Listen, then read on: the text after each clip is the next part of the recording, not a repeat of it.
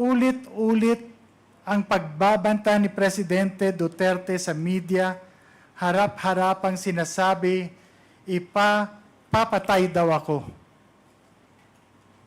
So when government killed him, we started to dig and we found the bones of the policeman still in their uniform. And so we had to take him out. I said, go and take him out. The mayor of Iloilo City, I identified him. This is broadcast nationwide. I said, you're next. You're next. Sana ang mayor ninyo dito? Sana yung pinalitan mo, mayor. Saan ba si mayor? Sinabi ko sa kanila, balik ka dito. Patayin talaga kita. As I stated earlier, there are no objections granting the request of Congressman Paduano to allow former Mayor Jed Mabilog to deliver a statement before the Quad Committee. We will give you a short your opportunity to deliver your statement, but please make it short because the topic today is actually limited only to POGOs. Please proceed, Mayor Jed Mabilog.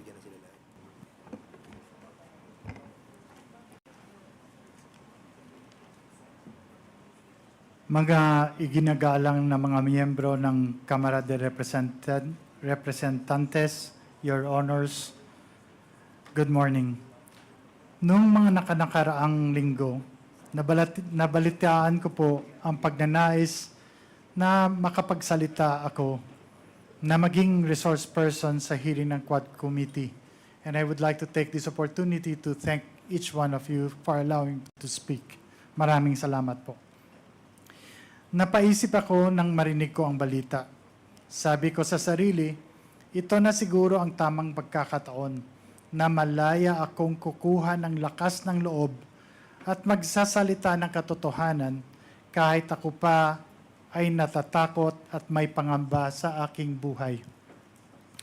Una po sa lahat, I declare that I was not and never will be a drug protector. I don't know personally nor did I benefit in any way from any illegal drug personality in Iloilo or anywhere else. After 7 years of exile, dahil sa napolitika at walang basihang mga akusasyon, kaliwat ka ng mga paratang at higit sa lahat mga banta sa aking buhay at sa buhay ng aking pamilya, narito po ako ngayon at humaharap po sa inyo. Naging kabataang barangay chairman, number 1 city councilor, vice mayor, at mayor in 2010, 13, and 16. And was fortunate to have been chosen as the top 5 world mayor in 2014. That also included the former president as a nominee. In the campaign against illegal drugs, as mayor and as mandated by law, I am aware of my authority to set local policies and priorities related to crime and drugs. I'm also aware that under the law, the PNP and PDEA handle crime investigation and response, and the combating of drug trafficking and enforcement of drug laws, while the mayor relies on the police and PDEA to implement them. And so when I became mayor, and having made aware that there were existing drug groups in the city, I immediately initiated anti-illegal drug activities, campaign and policies, among others, multiple programs, one of which is to activate the Barangay Anti-Drug Abuse Councils. In 2014 po, according to PDEA, Iloilo City was the first in the country to have 100% of its BADAC activated. In the 6 years that I have been mayor of Iloilo City consistently received national recognitions from PDEA and the PNP in the years 2014, 2015, 2016, and even in 2017 for the comprehensive programs including rehab, logistical support to the PNP and PDEA in their drive against illegal drugs. Since the existence of these drug syndicates in our city was deeply rooted, I relied on the expertise of the local PNP and regional PDEA to deal with these groups while I focused on the socio-economic programs that would address the root causes of poverty that expose the vulnerable population to cope against the evils of illegal drugs. But all of these efforts were ignored by the Duterte administration.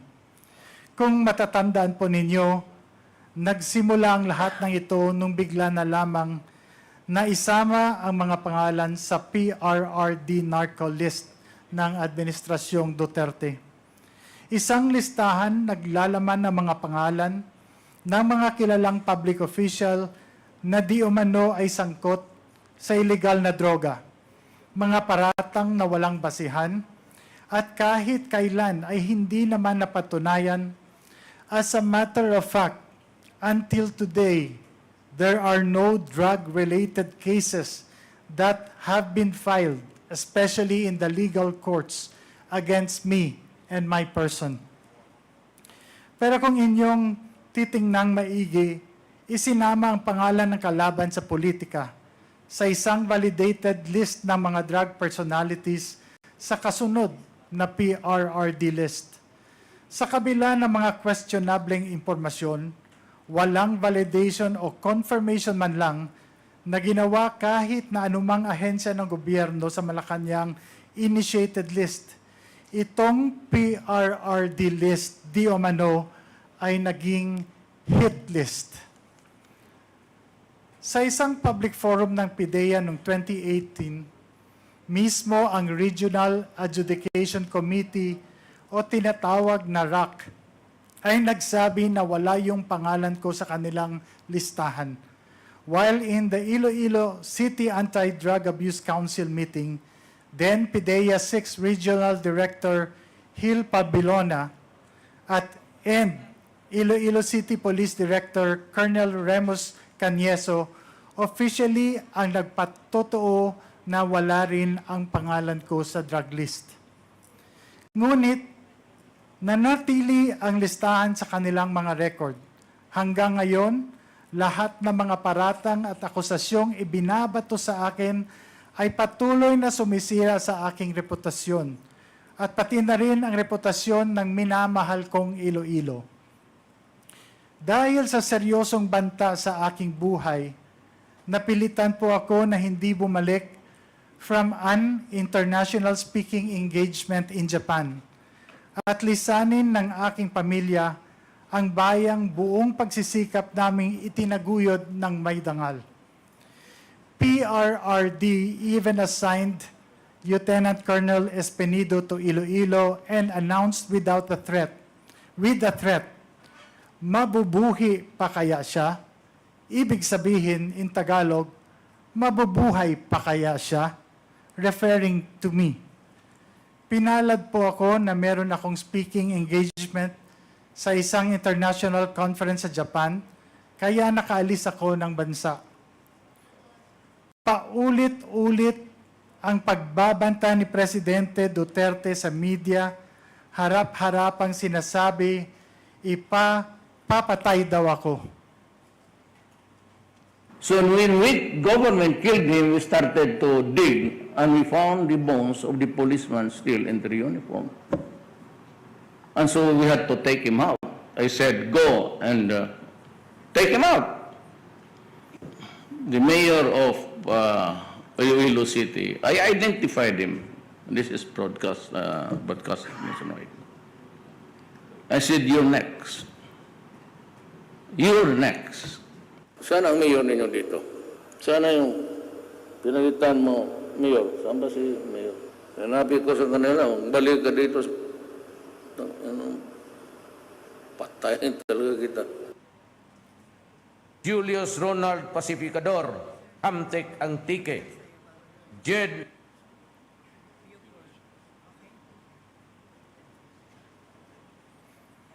At alam po nating lahat, hindi lamang po ito basta-basta pagbabanta. Kayang-kaya niya pong totohanin ito. Labag man sa kalooban, kinailangan po naming lumisan at wag na munang bumalik sa Pilipinas. On August 28, 2017, I received an unexpected call from former PNP Regional Director Bernardo Diaz. He invited me to meet with PNP Chief Ronald De La Rosa, now Senator, at Camp Crame, Quezon City, at noon the following day. The next morning, on August 29, I arrived at the Ninoy Aquino International Airport at 10 a.m., ready to proceed. But then the call started. First, they moved the meeting to 3 p.m., and then by 5 p.m., it was delayed again, this time to 6 p.m. At around 5 p.m., a PNP colonel called me and, in a voice that sent shivers down my spine, literal po yun, warned me not to go to Camp Crame because my life was in danger. The fear that had been simmering now erupted. Soon after, at 6:32 p.m., my wife, Marivic, received a chilling text from a PNP colonel's wife. Do not proceed. There are 20 men surrounding your house, and if you go to Camp Crame, they will kill you.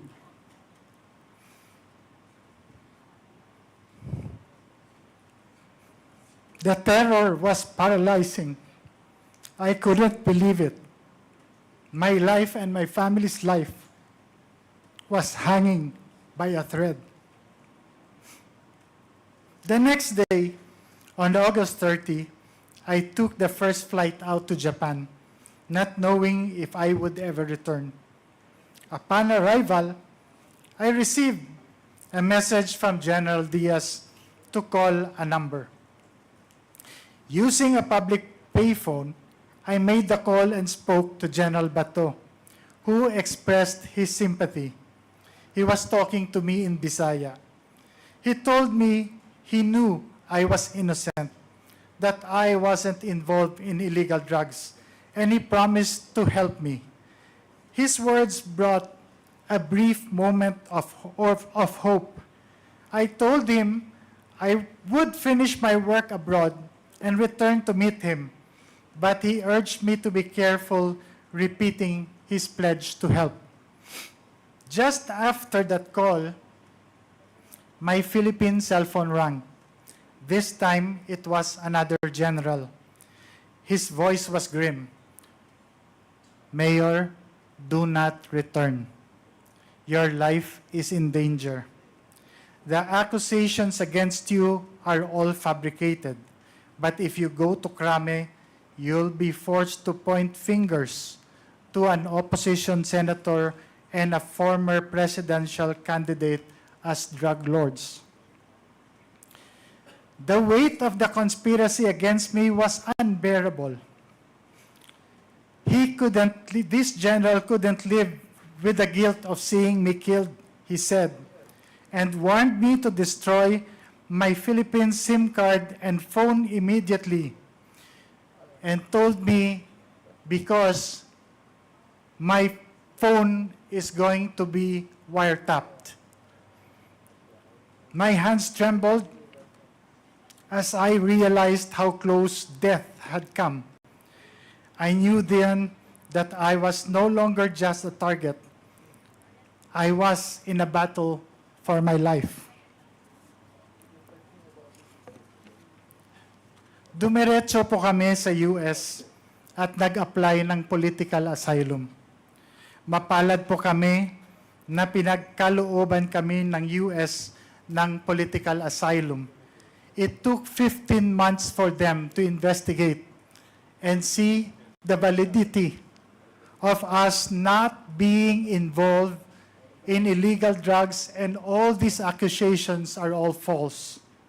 Ito ay isang patunay na walang nakitang kadahilanan na ibinigyan kami ng political asylum in March 2019. Masakit at malungkot, ngunit napilitan akong lumisan mula sa aking sinumpaan tungkulin sa aking pamilya at sa kababayan kong Ilonggo, na sinumpaan kong pagsilbihan, hindi dahil sa nagkasala ako, kundi dahil nanganganib na po ang aming buhay. I come before you today not merely to recount my sufferings, but to highlight a critical flaw in our system, one that allows law enforcement agencies to be weaponized for political purposes. That illegal drug trade stems from the ills of our society, from poverty to corruption of government institutions, including our law enforcement agencies. By using state institutions to carry out personal vendettas or silence perceived enemies, undermine the foundation of justice and democracy in our country. Sideline.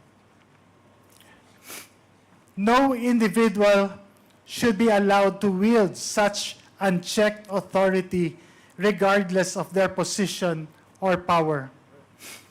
Ang karanasan at ng iba pang mga katulad kong biktima, lalong-lalo na ang mga mayors na pinagbintangan, ay ang nagmulat sa amin sa mga pagkukulang at kakulangan ng ating law enforcement agencies.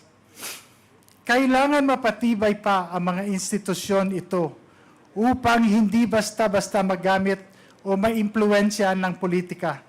Masigurong makakapagsilbi ng may integridad, walang kinikilingan at may respeto sa batas. Ang panawagan po namin sa inyo, manguna po ang hustisya at magkaroon ng reforma sa ating sistema, partikular sa pamamalakad ng ating law enforcement agencies. Accusations must be duly validated and authenticated first before any public announcement to avoid shaming and destroying the honor, reputation, and good image of hardworking and innocent persons. Higit sa lahat, panagutin ang mga umaabuso sa kapangyarihan. Sana ang nadanasan naming paghihirap na durog, persecution, trauma, at saka walang-wala ay hindi po mararanasan ng iba.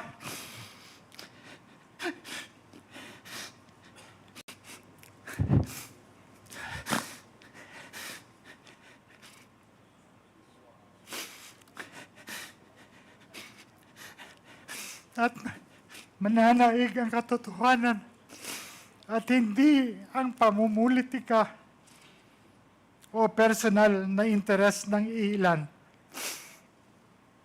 Pasensya na po. Maraming salamat po sa Quad Committee dahil 7 taon po.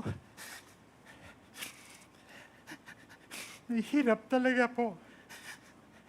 Maraming salamat dahil nabigyan niyo po kami, ako, at ang iba pang mga biktima ng pagkakataon na linisin ang aming mga pangalan at ng mga minamahal ko, Ilonggo at yung Iloilo na tinawag po Shabolized. Magandang araw po sa inyong lahat. Dakbanwas ang Iloilo. Bugal ko, my city, my pride. I am Iloilo, proud to be Filipino po. Salamat po.